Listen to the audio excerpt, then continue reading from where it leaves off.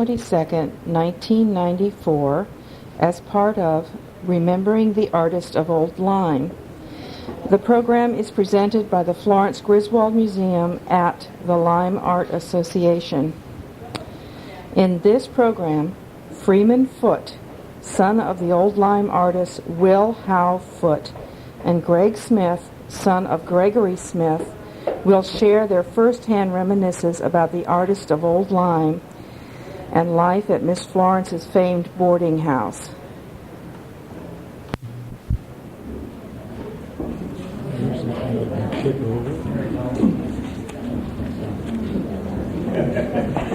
Well, it's my pleasure to welcome everyone this afternoon for a very special program entitled Remembering the Artist of Old Lyme.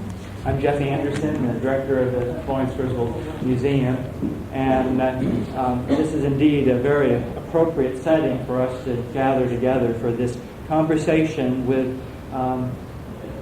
two gentlemen who form an important part of the oral history of the Old Lyme art colony.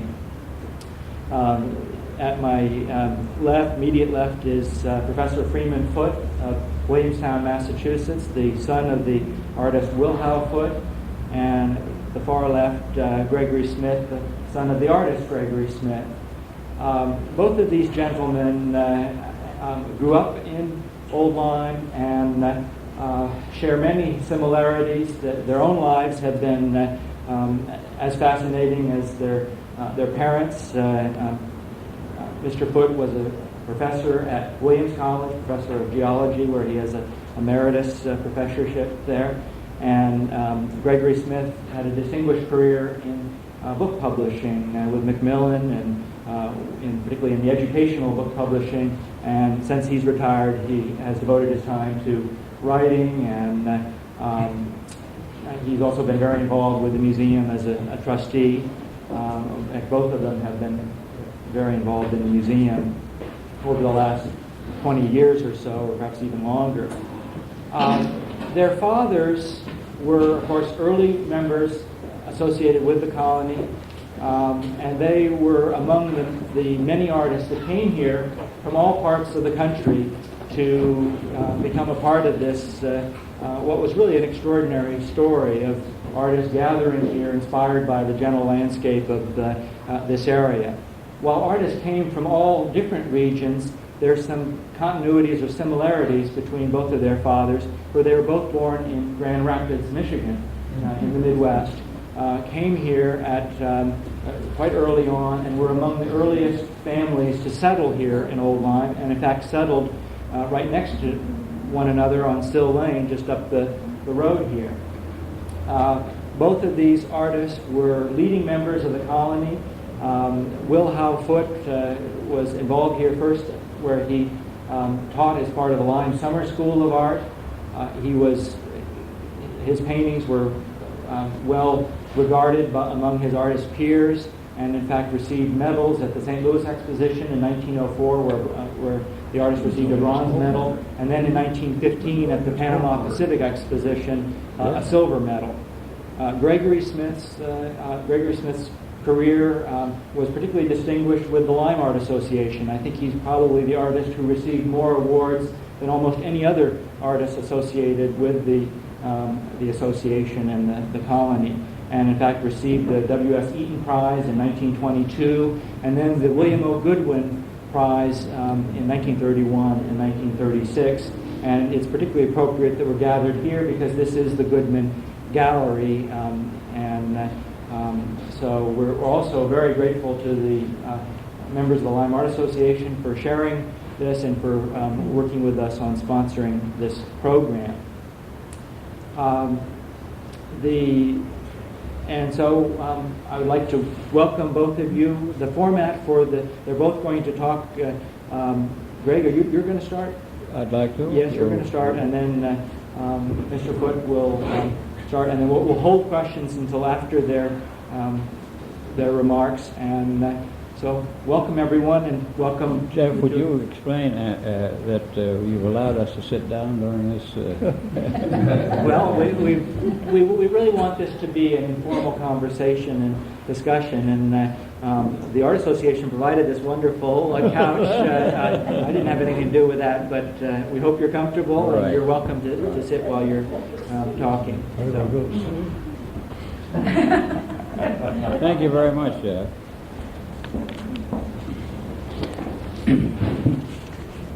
Having been a student writer rather than a student speaker, I'd rather start reading to you what I've written. What I shall try to do briefly is to report some of the recollections of events occurring in and about Miss Florence's establishment during the period of the 20 years following the end of World War I.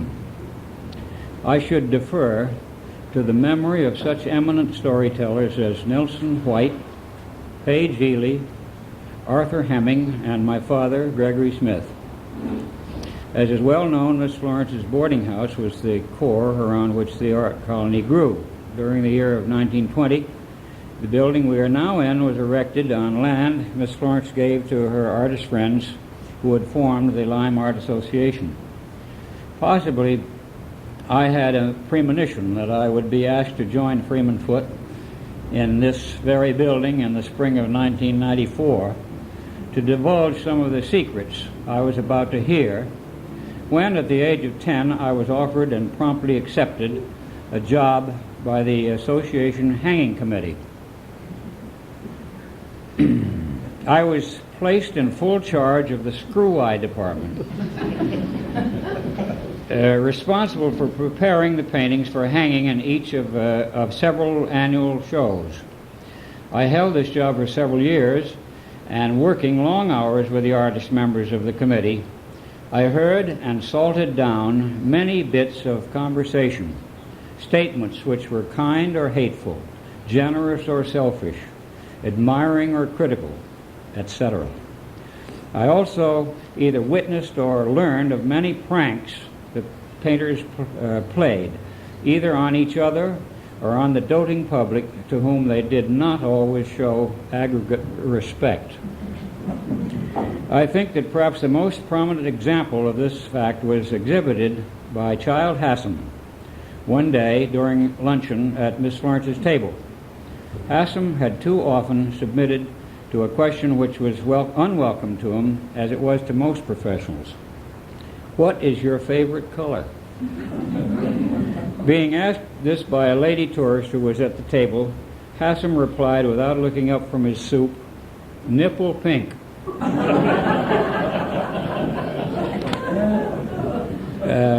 Mr. Rook was the subject of many stories, one of which was told me by my father, who in this case was a member of the cast. This happened right here, the hanging committee. They often served together on the hanging committee, and they were asked by whoever the chairman was to go up to Miss Florence's house and haul back a large, full-size nude painting painted by Lawton Parker to be exhibited in one of the summer shows.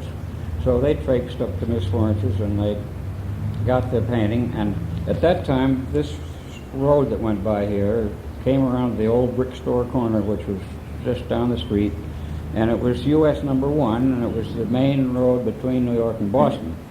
And about 3 cars a day would come through here, and as they were hauling this great big thing down over the little brook that runs here nearby, a car came around the corner, and Rook was leading the procession, and noticed that there was a single driver, a man, in that car. So he lisped a little bit, and he said to my father, "Smith, let's give him a treat." So Smith quickly caught on, and they got together and they held the painting up for the driver. And the driver went by like this and drove right into one of the Champlain's trees.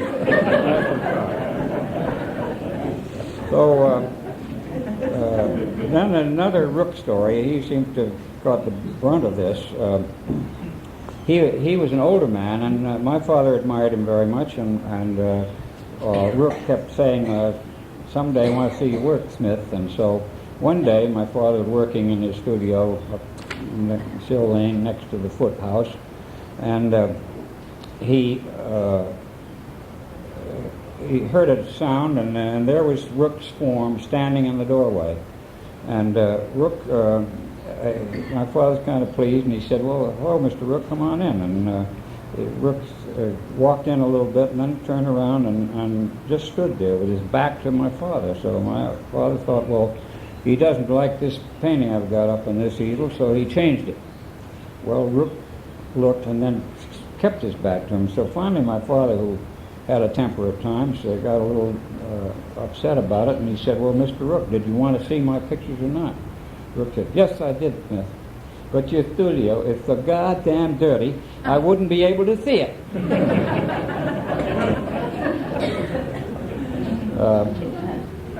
The next story is entitled Crane Complications. Bruce Crane. Bruce Crane married a lady who had a grown daughter by a previous marriage. I suppose you all know who Bruce Crane was. He was a very good painter. And in due course, son Albert was born. Some years later, the couple were divorced, and Crane married the stepdaughter. Not long after this, a daughter named Anne arrived on the scene. Some of the bizarre results of this unique entanglement were: Albert Crane was not only Anne Crane's half-brother, but was also her uncle. The then current Mrs. Crane was Albert's stepmother and was his half-sister as well. Mrs. Crane and Anne Crane were not only mother and daughter, but were also sisters-in-law. And as for Mr. Crane, he, along with being Anne's father, was her step-grandfather once removed, and not only was he Albert's father, but also his brother-in-law. And that's as far into this matter as we have gone. And I think about one more story might be enough for me. I wanted to tell one about Harry Hoffman, who I think was beloved by everyone who knew him. He had a gentle, charming sense of humor, which he frequently displayed. Once, when my father was gravely ill, near the end of his life, Harry, who was a dear friend, came to see him. I was there, and I had shown him into the sick room, where he spent a half hour or so alone with my father, after which I escorted him slowly out into the yard. As we neared his car, looking very solemn, and with a forbidding shake of his head, he said to me, "Heaven help you." There was a long pause, and then briskly hopping into his car and grinning at me, he said, "If anything ever happens to me." I think you've heard enough of these stories. There are many, many more, and some of them would require a great deal of editing, I might add. But I think that's all I have to tell you.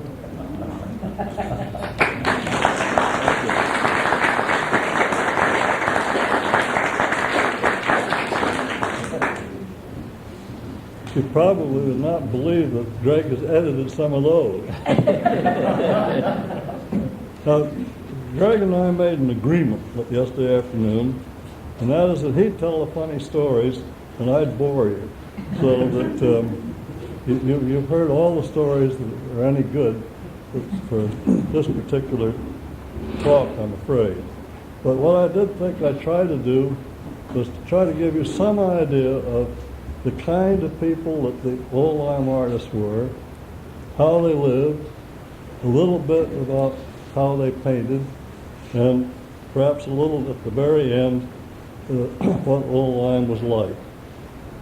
To start off, then, what kind of people were they? Well, one of the outstanding features, probably, of the Old Lyme art colony was that the artists themselves were socially very conservative. They shunned any idea of being bohemian. They didn't want to be thought of around town as queer ducks, that sort of thing. They lived very much the same kind of lives that the other people of Old Lyme lived. And if you want to really see what I mean by this, you can either look at your spring edition of the Ledger, or you can go over to the museum and see the picture that was taken in 1933, the opening of the show, with Mr. and Mrs. Goodman, picture taken by Paul Julie, in which the assembled artists are gathered around the two Goodmans. And if you look at those pictures, the people in those pictures, and see how they're dressed, you would never guess that it was really a group of artists that were standing there. You'd think that they were a bunch of people that were over in Newport, Rhode Island, and were ready to go to a tea at the casino. This is the way they went. Now there are a couple of exceptions to that in these pictures. Over on the right-hand side of the picture is Robert Vonnoh, who, compared to the rest of them, is dressed very sloppily, and he has a bow tie on, but the bow tie is much too big. In other words, there's just a touch of the artist there. I think that he can be excused for this when you stop to think that, first of all, he was a generation older than almost everybody else in that picture. Secondly, when he returned from Europe in 1891, he taught at the Pennsylvania Academy of Fine Arts, and he was the first person in the North American continent to teach the Impressionistic technique. So that he really was a little bit unique in that way.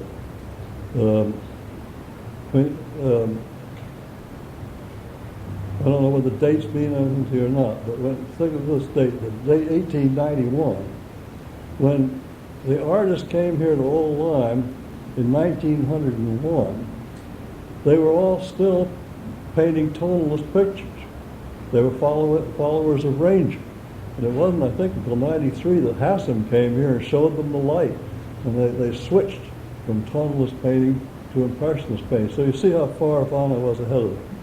The other person in the picture is over on the left-hand side of the picture, is a gentleman standing in the front row with a tall, standing, starched collar, dark clothes, who is Carleton Wiggins. He, again, is a gentleman of the old school. And the clothes may seem very much out of date, but if my great-uncle Will Howe had been there, you'd have found that he would have had on a tall, standing wing collar. He'd had on a vest, a dark suit, a hard-boiled shirt, and hard-boiled cuffs. And he wore that outfit 365 days a year.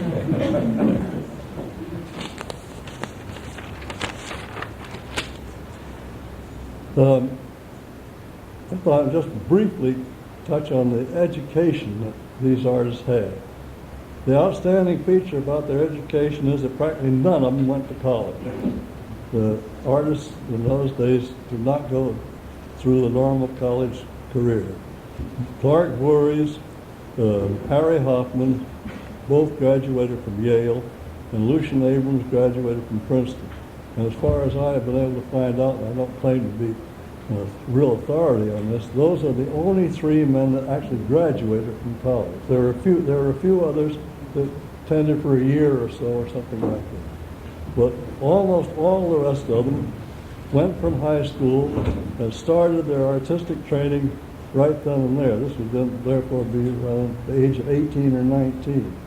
For instance, my father started as Greg's father did a lot of other things first, but he started his artistic training the same way that my father did, by going to the Chicago Art Institute. This was not nearly as popular a place to study as the Art Students League in New York, which was, further east to begin with, I think probably more progressive. A lot of the Old Lyme artists studied there. My father studied there the second year that he studied art.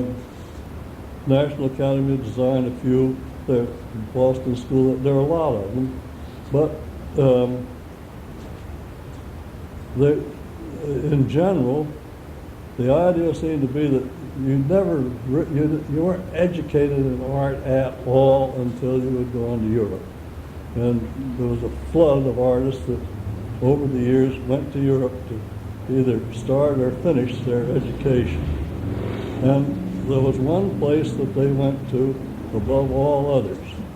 It was the Yale, Harvard, Princeton, Oxford, Cambridge of art education, and that was Julian Academy in Paris. I don't know how many Old Lyme artists really went there, but I have counted over 40 so far. 40 of the artists in this colony spent at least 1 year in the Julian Academy. I got this from a compilation of artists who had studied at the Julian Academy by Catherine Farrar. And there are over 5,000 names on this list. She's got the whole group there. At Julian's, as far as I can make out, there was a great deal of emphasis put on drawing the human figure and not much else. I may be wrong about this, but this is an impression that I've gotten somewhat from my father, mainly more from my reading since. The idea seemed to be if you could draw the human figure, you were an artist and you could do any other kind of art. That was easy. So that's the way they spent their time. And as far as I can make out, these people that went to Julian's, in general, took the summer off, and they traveled someplace out in the country, and I think they taught themselves to paint. I may be wrong about that, but I know that they taught painting at the Art Students League to a certain extent, but I don't think Julian had any paint in the whole atelier. He may have. I don't know. There were other places, of course, in Europe where some people went. My great uncle, in spite of the fact that Julian's had been set up by that time, studied in the Royal Academy in Düsseldorf. And there were some that went to Munich, places like that. The artist's life was a hard one. The main reason for this being that if they lived in Old Lyme, some way or other they had to get their pictures out of Old Lyme and exhibit them. The average picture that an artist wanted to exhibit was a fairly good-sized picture, 24, 30, or 30 square or larger. It had a frame, had to have a frame around it, and in those days a good heavy frame was called for. Reasonably ornate, so that the whole thing was very heavy, bulky, and one of the characteristics of the frame, those frames, was that the corners all stuck out some way or other. The frames, I suppose originally, frames were carved by some Florentine wood carver who made 2 cents a day or something like that, but by the time the artist came here, the cost of wood carving had gone up considerably, and therefore the frames were not normally carved wood. They were made, the frame maker made a mold and of the ornate part of the frame, cast that in plaster of Paris, and then pasted the plaster of Paris on the frame, covered it with either gilt or gold leaf. So therefore, they had to be handled with great care, particularly the corners. This meant then a very heavy box. I've got a couple of my father's boxes in the cellar. I measured one up the other day. There's 44 inches one direction, 44 inches another, 7 inches thick, made out of 3/4 inch pine. The box is so heavy I can hardly move it to begin with, and then it had to have a frame and a picture put in on top of that. So that the way this was done was that the box was laid down on the floor, the picture was placed in the box face up, and then bats of excelsior with paper around them were wrapped around the corners of the frame, and you had to put in diagonal cross braces in each one of the four corners, pushing down on the frame enough so it couldn't move, but not so much that you smashed the frame. These then had to be nailed in from the outside, and if you were as much of an artisan as my father was, it was almost impossible to drive a nail through the side of the box and get it to hit that cross bracing. This was particularly difficult in as much as my father was a very frugal man. He saved all of the nails when the box came back, tried to straighten them out, never got them quite straight, so that they went in like that. Incidentally, those frames were expensive. From the point of view of outlay of cash, the frame was by far the biggest outlay that the artist had to make. Perhaps the next biggest outlay was the canvas, particularly if you used Belgian linen. I ran across one little item about the cost of framing and shipping in a book by Patricia Job Pierce called The Ten. I've never heard this in my own family. Never heard it any place except in this book. But according to her, Metcalf in 1889 was asked to give a one-man show at the St. Baltus Club in Boston. It was his first one-man show. And he was going to have to refuse because he just didn't have the money to get the frames and pay the shipper. And according to Mrs. Pierce, my Uncle Will Howe advanced him the money for the frames and the shipping so that he could hold the show. He sold 9 pictures. Uncle was in the clear. And Metcalf had another show at the same place in 1906 and practically sold out.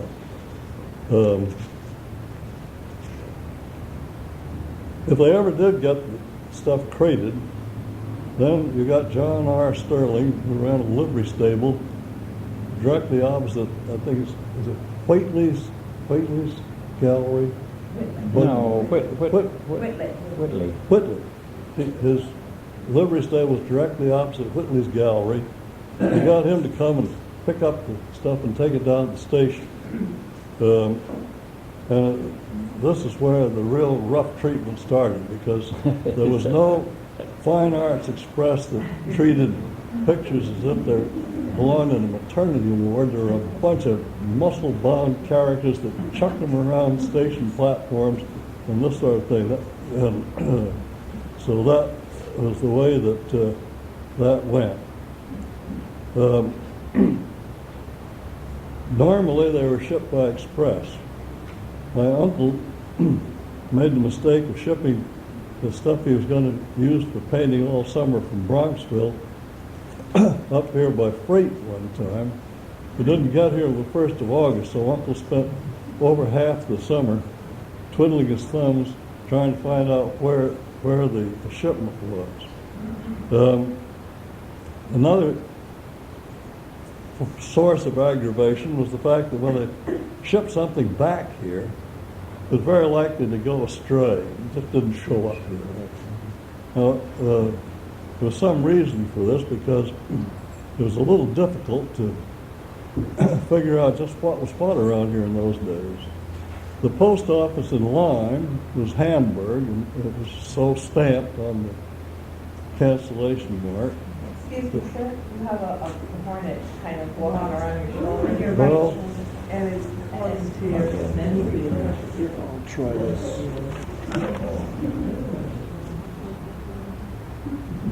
How you doing? Anyhow, it's dangerous occupation. you're a braver man than I am. You're going to chase your hornet.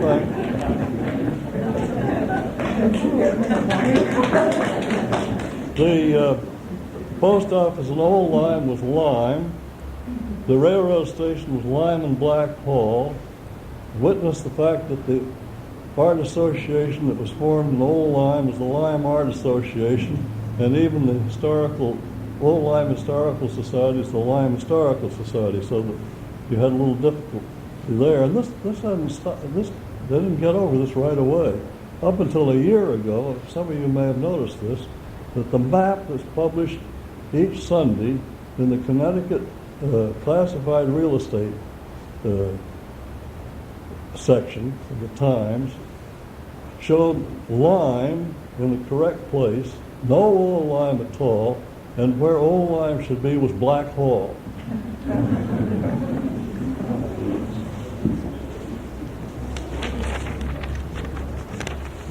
I'm not too good on how these artists painted, but obviously practically all of them, when they first came in the early days, painted in the open air and took considerable pride in it. And I'd like to call your attention to the fact that some modern art historians and art gallery dealers who don't have a decent light claim that they can produce artificial light that's better than daylight. Well, you couldn't get one of the artists of Old Lyme to believe that in the early days under any circumstances. They painted outdoors, they painted what they saw outdoors, and they painted in the kind of light that was outdoors. So that consequently, if an artist was painting someplace where he would only paint a half a day at a time, at least on that particular scene. For my father's own schedule would be about 3 hours at a crack. So he'd paint from 9 to 12 in the morning, and the family was forced to have a noonday lunch come hell or high water so he could get out and paint from 1 to 4 in the afternoon light. An incredible example of this sort of thing is a picture that I happen to own. I inherited from my father, painted not by an Old Lyme artist, but a man named Frederick Friesica, who went to Europe with my father to study and never came back. He did very well. And this is a picture that he gave my father in 1914. And I found out only a few years ago that this picture, which is in a wooded glen with a rowboat, some water, and a couple of women in it, Friesica painted only between 11:30 and 12:30 each day on sunny days. The light had to be like that, or else he wouldn't paint at all.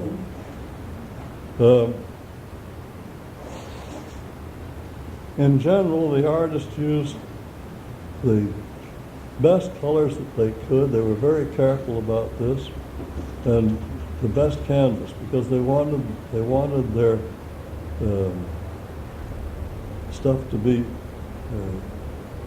really last. And they used techniques that were pretty tried and true. If they did make a mistake, they found out about it pretty soon.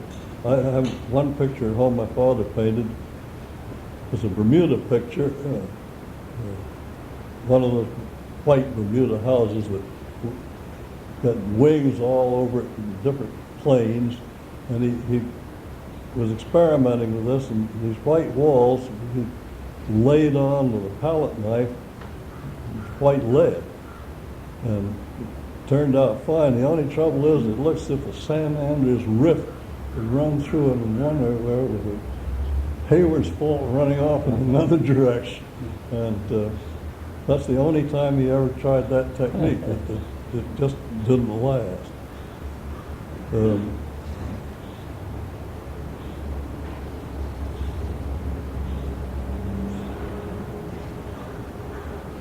There was a great difference in the speed with which artists painted. I think my father probably was a fairly rapid painter. If he went on a sketching trip someplace or other, he'd paint two 12/16 a day, one in the morning, one in the afternoon. That would finish him up. A large picture for him was a 30 square. That was about as big as his got. And remember, he would paint only a half a day on the picture. About 3 days would be all that he would work on the picture. And the second day was crucial. The first day, he was always enthusiastic about what he had painted and looked forward to the second day. But at the end of the second day, either he liked what he had painted, or more likely he didn't like what he painted. And I'm not sure whether he ever finished a picture that he didn't like the end of the second day. He'd monkey with them on the third day, but usually it ended up in the scrap bin. And I don't remember that he ever painted much more than 3 days on a picture. On the other hand, Rook's known to have taken 3 years to paint a picture. That wasn't considered bad at all. And the outstanding example I have of somebody that took really length of time to paint a picture is not an Old Lyme artist, but is Monet, who went to Etretat in 1885 after the season was over. That was a big summer resort in those days. And he went after the season was over, and I don't remember the precise number of canvases, but in about a month he had started about 45 to 50 canvases, which he took back to his studio in Cheverny. And he worked on those things for 15 years. Some of them he finished after 1900. This would indicate to you that not all Impressionist painters simply got a hold of a brush and went like this and splashed color all over the place and the picture was finished. There's a Monet, Etretat Monet in the Clark Art Institute in Williamstown, and if you look at it, the first impression is that the water, the little wavelets on the water are just drawn in like that. Quick job. You look at it very carefully, and you'll see that each one of these broad strokes has been touched with some other color with a very fine brush, and they're just little dots of color of another color in there that give the overall effect. That's not exactly the kind of painting that normally people think of or do.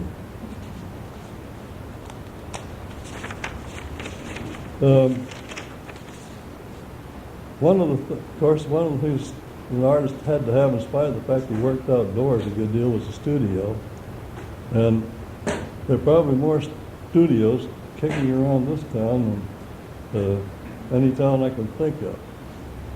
In general, there was sort of a broad division between artists who had studios that were connected with the house and some that wanted them out in the yard someplace. The Chadwick studio over here is a fine example of one that was out in the yard and well out in the yard. Frank Dumont's daughter told me a couple of weeks ago that her father put the studio as far away from the house as he could get because he wanted to be alone. My father's studio happened to be part of the house. When I sort of got thinking about this, I realized that, and not in every case, but if an artist built his own house, there was a pretty good chance that the studio would be part of the house. Greg's father built his own house, but the studio was separated from it. As it turned out, it was a very fortunate thing that it was, because his father's studio burned one fine morning, and if it had been connected with the house, the whole Smith family would have been burned too, probably. There's also a big difference in what the studio looked like when you got in it. My father's studio was one extreme. It was a good-sized room, probably 2/3 the size of this room, maybe not quite that big, at least half. Had a large oriental carpet that covered a considerable portion of the floor. Was furnished with antique Dutch and Italian antique pieces. The only thing in the room that even would suggest that an artist ever came in there was an easel in one corner on which stood a canvas that was framed unless he was working. People would not believe that he could work in this room. Well, he did work in the room, but of course the secret of it was that just off the room and back, he had a storeroom in which he had racks that held the canvases and sliding them in. He stored his paints and washed his brushes and things like that. The Chadwick studio is perhaps the other extreme.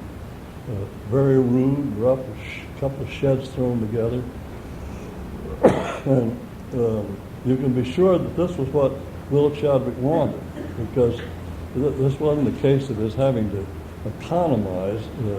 He was perfectly able to either build a studio on the house or build another studio, or actually there was one room with a good north light in it in his house that he could have used, and they never used it for anything else. It was sort of a withdrawing room from which no one ever withdrew.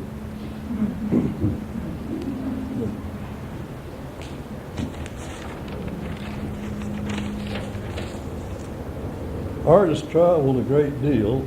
Well, some did, some didn't. But the thing that impresses you most is that so many of them, early in their artistic career, went to Europe. And this continued right up until the beginning of World War I. And I have a feeling that this made a big change in the way that a lot of the Old Lyme artists lived who had been going to Europe quite regularly. They couldn't go for 5 years or whatever it was, and this stopped them. For instance, in the winter of 1913 and 14, my father and mother and my sister and I was 5, my sister was 2, lived in Paris for the winter. The George Burrs were over in Paris that winter, the whole family, 3 kids, Mr. and Mrs. Burr. Not an Old Lyme artist, but Charles Hawthorne, who established the art colony in Provincetown, was there with his family. The Chadwicks, Mr. and Mrs. Chadwick, they had no children at the time. I'm sure we're in England, because I think that's the winter or the time when he did the St. Ives pictures.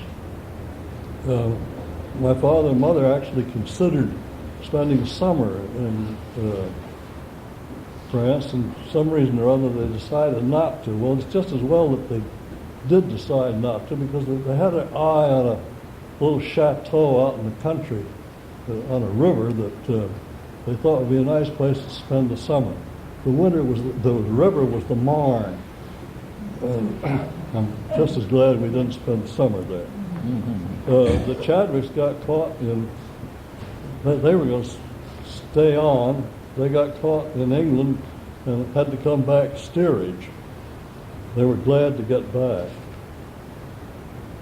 My father traveled a great deal in the winter because he was a refugee from the New England winter, and they weren't as bad then as they were last winter. But he was remarkably successful. I think he only spent about 4 winters in 60 some odd years in Old Lyme. Incidentally, this produced a rather remarkable education for me. I never went, it's very bad to switch schools, children, it's a no-no.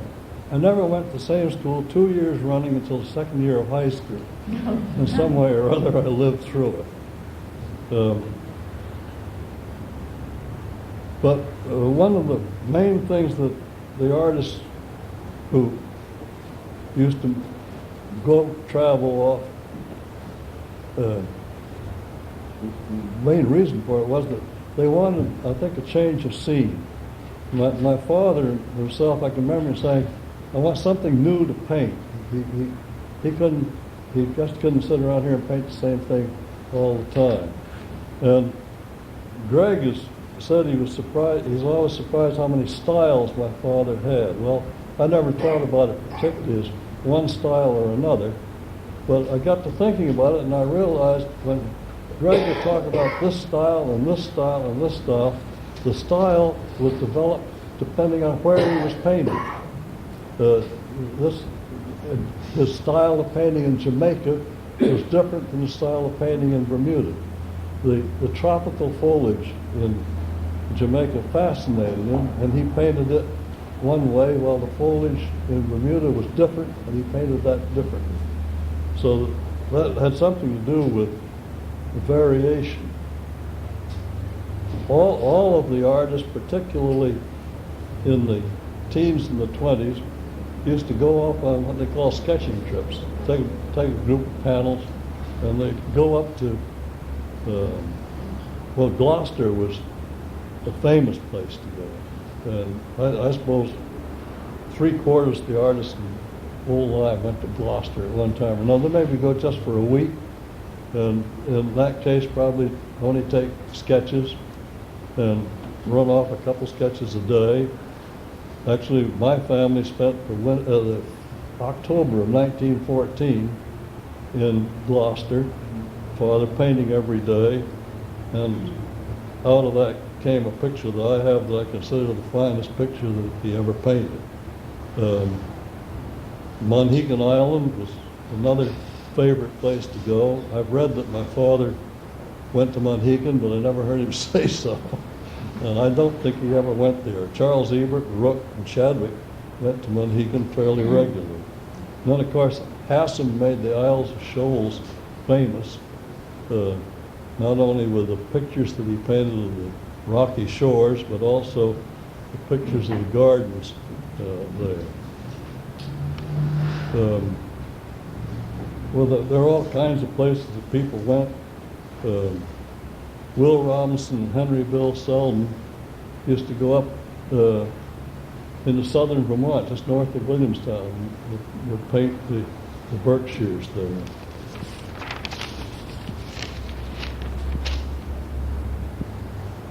Greg didn't take the artist's ability to pay to absolute maximum. At that time, the original plans that Platt drew called for a ground glass skylight that went across the whole area. I'm not sure what that skylight is, but when they got around to finding out how much it would cost to have a skylight that went all the way across, they found they couldn't afford it at all. So the galleries were built with this side group of panels that were ground glass, and then they simply stretched unbleached muslin across the whole central panel in there. And this produced a remarkably fine light. Experts on museum lighting considered that this was one of the best lit galleries in the United States, and largely because of the quality of the light that came through the cheapest material they could get.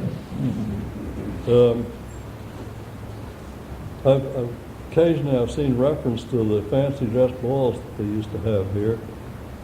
They were given mostly for the associate members. The associate members paid $5 a year, and they got free admission to the show, but the artists felt they ought to get a little something more for $5. That was quite a sum of money in those days. So they gave these fancy dress balls. And one of the outstanding features of the fancy dress balls was the decoration of the building. Harry Hoffman and Platt Hubbard were moving spirits when it came to doing the decorating. There would usually be a theme. I try to remember some of the themes, and there are only three that I can remember. One was North Africa, one was classical, Greek and Roman, and then there was one modern art. But and I'm particularly thinking of the classical and the North African ones.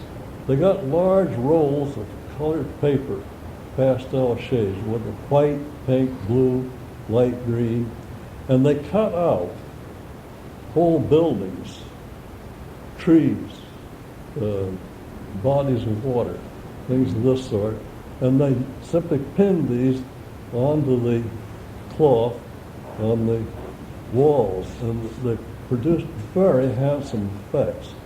Of course, ephemeral, gone the day after the show was over, but they really were wonderful.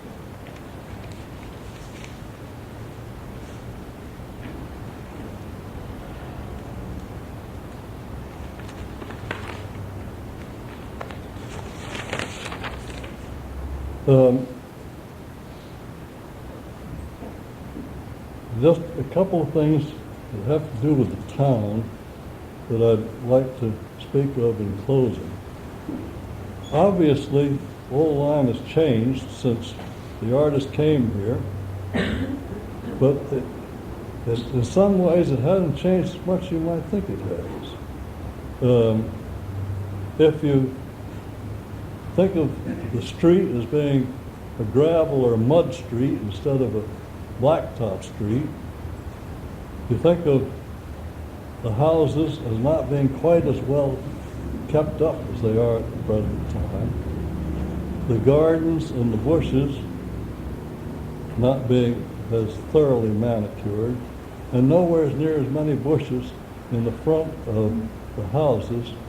You would find that you would have a street through here that was fairly similar to the street that they found.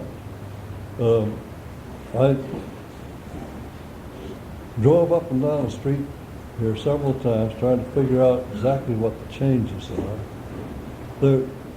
And I'm sure that I don't remember every single building in town, but my impression is there are about 4 buildings that have been replaced by similar buildings that are used for similar purposes. It starts with the Old Lyme Church.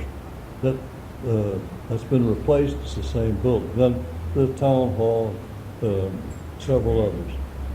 There are 5 or 6 buildings that have disappeared completely from the scene, and up until 1937 there are about 6 additional buildings plus the 4 that have been replaced. That's not very many. I picked 1937 because that's the year that I was appointed at Williams, and I think of this as the year I left home. From then on, instead of coming home, I considered I was visiting. And as nearly as I can make out, there are only 2 buildings on Main Street. That's old time, Main Street. That's what we used to call it. On Lime Street, that have been built since 1937. The firehouse and the Dukas house that is on the what used to be the George Burr tennis court, two houses up this way from the firehouse. Those are the only new buildings in 60 years, which is really very remarkable. So that this is why I say that Lyme hasn't really changed a great deal. And to me, it's a wonderful thing to have grown up in this town, because it was a nice, very nice combination of early 20th century Connecticut farming community, but to no small extent it was populated by people, both artists and non-artists, with a very cosmopolitan point of view.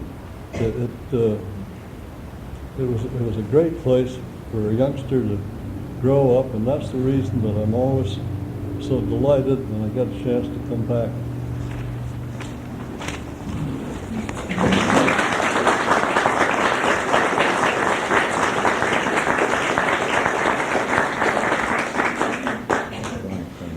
Would you be willing to accept some questions? Try anything once.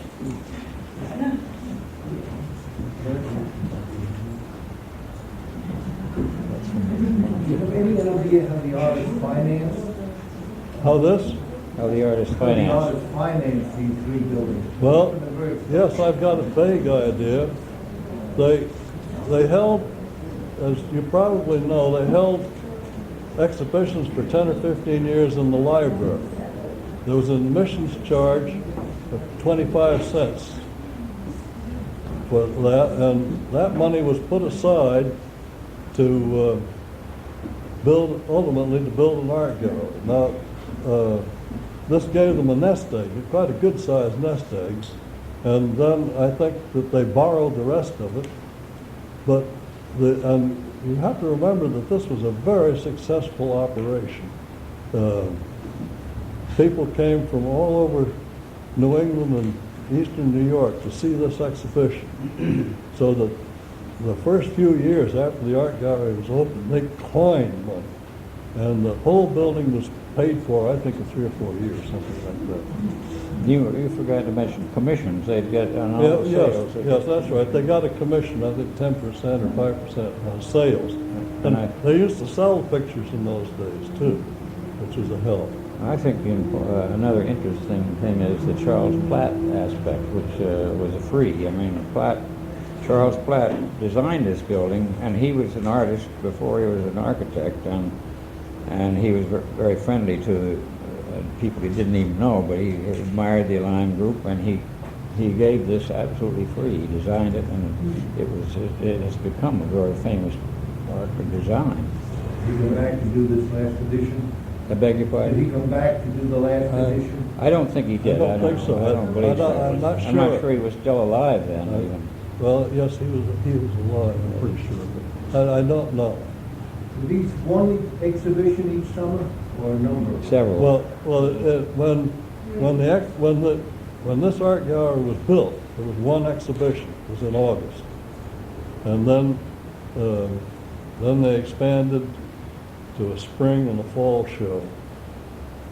And you remember whether they went from 1 to 3 or did they go through 2? I couldn't tell you. I don't remember, but originally it was just the exhibition. Another interesting sidelight of that was that it was also a social thing, and that they had these teas. They got to be famous. The Saturday afternoon, wasn't it? Saturday? Wednesday and Saturday. Wednesday and Saturday. Well, finally Saturday. Wednesday and Saturday. The artists' wives pitched in, and the kids had this serve. I suppose Mary Simons had this work on it. And it was hooked up with the Ladies Library Association too. Started there, yeah. But they got the money. Oh, I see. I see what you're saying. The Ladies Library Association got the money from the teas, and they had started this down at the library itself. They were good teas too. Another instance that I recall, that Freeman mentioned the artist balls that were famous here, and the artists, I think he mentioned that they did murals, and all these walls were painted did a lot of work, and one of them was so real that one of the associate members came, drank too much, and got sick over this wall that didn't even exist. I won't tell you who it was. It was shortly after that they gave up having a ball for the associate members. That is literally true.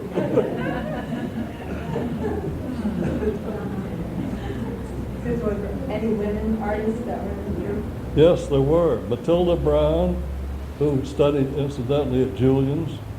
Lydia Longacre. Lydia Longacre, who was a miniature artist. Beautiful little drawings of children, people on ivory. And I didn't know this until an hour and 10 minutes ago. She had a sister named Brita, is that the way you pronounce it? That apparently painted here for a while. I don't ever remember her. There was Mrs. Margaret Cooper, one of the later ones, had a house up on the road to Ely's Landing. Was she a member of the association? I think she was. Yes, I know she was, because she died the same year that my father did, and they had a memorial show for her and my father in this room. Her pictures were on that set of walls, and my father's were on these. Sure, she was good. And, well, incidentally, she studied under Greg's father for a number of years, and that's why she was good. Let's see, got some more? Yes, Bessie Potter. Bessie Potter Vonnoh, sculptress, and very well known. She did charming little sculptures, most of them just about that high. usually draped figures. I don't think she ever, I don't know whether she ever did a nude or not, but she was extremely facile in doing the folds in a flowing dress with a train, that sort of thing. Buddy Twining has How a about picture. Carol Ely, Freeman? Yes, sir. Don't we give her a little credit there? We better. That's right. Greg's mother-in-law. How about Beatrice There must- Benny? Was she a member? Well, yeah, I think she was. It seems to me there's one other, seems to me there's one other quite well-known woman artist that I've missed. Sears? Would it be I Eleanor wasn't Sears? thinking of Eleanor Sears. She was later. One of the earlier. I don't remember. I think there is another one. That's a later one too. Beatrice Banning, it couldn't have been she, I don't think. Well, I'm dry on the early ones. Helen Dumont? Who? Helen Dumont? Dumont's wife?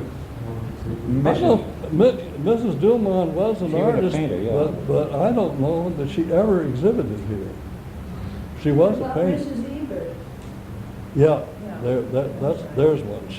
Mrs. Ebert was an excellent watercolorist, and if you don't believe it, go up and look at the picture, one of her pictures that's up in the museum right now.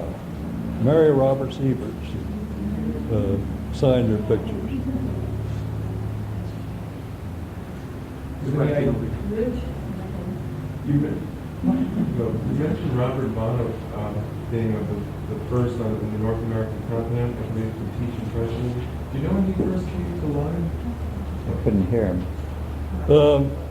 Robert Vonnoh. I think it was 1905, but What was the question? when Vonnoh first came to Lyme. Oh, when he came to Lyme.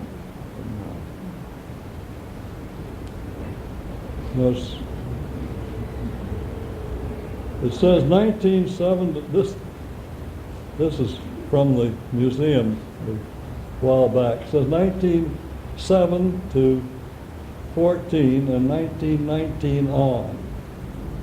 So that he wasn't one of the first, but he was early. And also, I was wondering what you remember about George Brewster.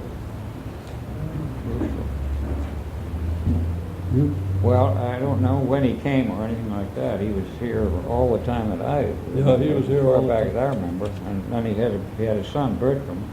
Came in 1907, according to this. 1907? Yeah. And I might add that he was perhaps the most successful artist at selling sketches of any artist that painted here. He painted a little small sketch, probably about a 5 by 7 or something like that. They weren't really sketches. The sketches that most of the artists did were not really finished pictures. His were absolutely finished, and they were painted in a tonalist point of view. Actually, it was sometimes quite difficult to tell one from the next. But he would exhibit, usually in the center of that wall, there'd be maybe 15 of these little sketches, and he only asked $50 a piece for them or something like that, and he'd sell every single... Is this Bruce you're talking? Yeah, he'd sell every single picture. Is this George? You mean the father? George, yeah, George. Actually, some of the time I couldn't tell the difference between Bertram Brewster's pictures and his father's. Well, they were very different. The Cooley Galleries just had an exhibition of Bertram's and yeah, I wanted to mention that. George's, and they're really quite different. Well, if you put two side by side, you could tell the difference all right, but I think there's a pretty broad similarity, don't you? How about Ernest Albert and his son? Do you remember them? I don't remember their painting.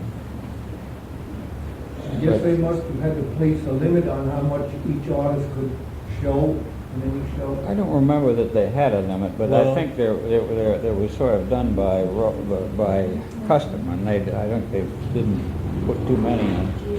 I think that's right. 2 or 3 big pictures and a group of sketches. It seems to me, at one time I had Greg's screw-eye job, too. Yeah, and I might add that it's a very painful job because after you put in screw-eyes for about 12 hours, you've worn all the skin off of both your thumb and your finger. You're raw. But I can remember sometimes the hanging committee would want an extra picture. They'd have a blank place on the wall and no picture. One of them would go up to his house and get another picture and bring it down. So that apparently there wasn't a problem of of somebody trying to hog the show and have a whole gallery with nothing but his pictures. Do they charge much for their pictures? I mean, can you give a general idea how much the pictures would go at that time? I mean, you can't compare them to today's prices, but I mean, Talking about price. how do they vary? Well, you want to answer that? I don't know that I can. I would remember that my father's prices were large. 30-inch picture would be $1,000. I think. That was my father's top price for a 30 square. There were Bruce Crane got much better prices than my father or his father did. A picture of that size, he'd ask $3,500 for it, and he might not get it here, but he'd get it someplace. Right? He had a dealer, and he'd get it. He needed the money for that large family. Yeah. Well, also I'm under the impression that Bruce Crane was relied entirely on what he made from his pictures in order to live, which wasn't true of all the Old Lyme artists by a long shot. But I think he was the highest, if you dealing in square inches, price per square inch. Yeah. I think he was the highest priced artist of the group. My father, for a 12/16 sketch, asked $150 and hardly ever got it in the latter part of his life. One half that size would be $75. That was about the way. But the Brewster ones were a little less, and they really sold. One more question. Oh, do you remember anything about the Dumont family or the school that they were going along with? I didn't get the name. Dumont. Dumont. What was the question? Just if you have any recollections about when they were here. Oh, sure. See, Dumont was a great teacher, wasn't he? He was a great teacher. He taught for 50 years, I think, at least, at the Art Students League. He was always very popular and apparently a great teacher. And as far as the family is concerned, his daughter lives right across the road from me at the present time. I've talked with her just last week.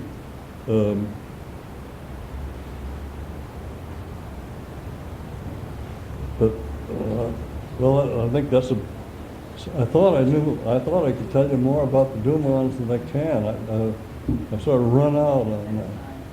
But he was a great teacher. Well, Freeman and Greg, I want to thank you for sharing your memories of Old Lyme and the colony. I think you've given us great insight into what it was like here, and so thank you very much.